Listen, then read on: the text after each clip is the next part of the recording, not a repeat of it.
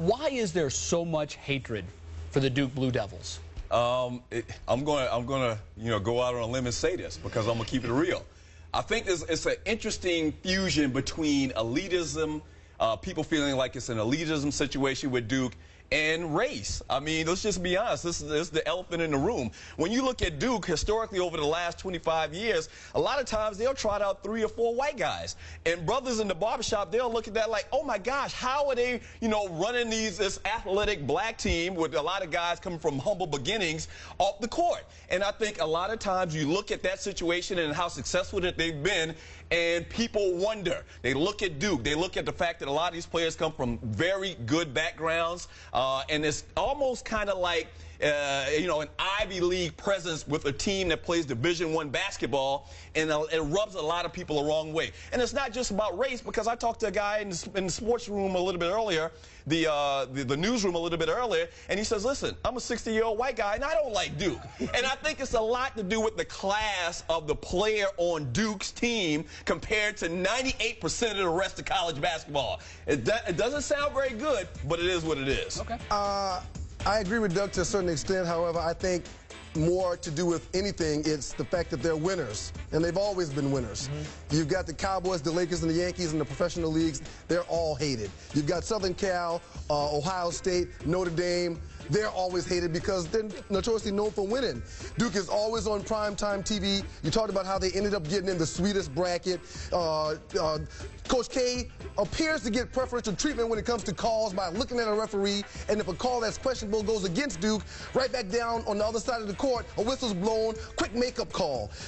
Coach K gets to handpick the best talent and the smartest kids that play great basketball that will run any group of kids any given time on any court. I think that's why Duke's hated, because they're just darn winners, and people don't like winners. Yeah, I'm with both. You both make really good points. There's definitely arrogance. There's smugness to Duke.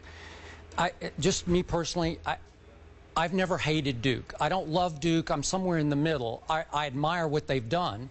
But to your point about the white guys, let me talk about the black guys, too. They've had a history of really nice black guys, like Grant Hill, Battier, Elton Brand. Right. The really good guys. I've been around all of them, and they're really the cream of the crop. Good guys. Good citizens. Good citizens. Now let's look at the white guys. Almost every one of them. Maybe it's how they had to play to do what you're talking about, to not dominate, but to flourish in college basketball.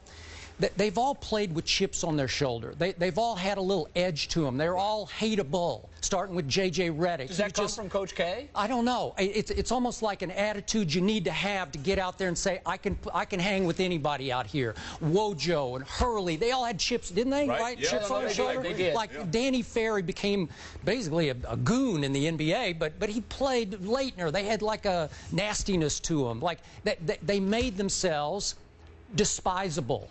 They liked it. They flourished with that sort of reputation. Am I right? I think you're absolutely right. And it made Duke Duke. There's almost an arrogance, an air of arrogance about their players, and it's exactly about what you're saying. These guys, and we're talking about the white players, let's keep it real, these guys probably grew up on the playground playing against more athletic players, and they had to find an edge. Yes. And it's an air to each one of these guys. You talked about Wojo and Leitner and all of these guys, and they all had it, man. Yeah, and they're all slapping the floor and saying, bring it, bring it on. The slapping the floor, let's get it. Yeah. And Coach K's discipline, this team is not going to break the offensive set to go one-on-one like a lot of teams in college basketball And that's do. another thing. They're going to run the play. They're going to pass the ball 5 or 6 times before they take a shot, and they win by doing that. And that's another thing. In this day and time of and-one basketball with 50 dribbles between your legs, they play fundamental basketball, and a lot of people don't like that. It's working again. But he's had a drought between trips to the Final Four, but he's back. And 6 years now. It'd be interesting to see what he can do with this team.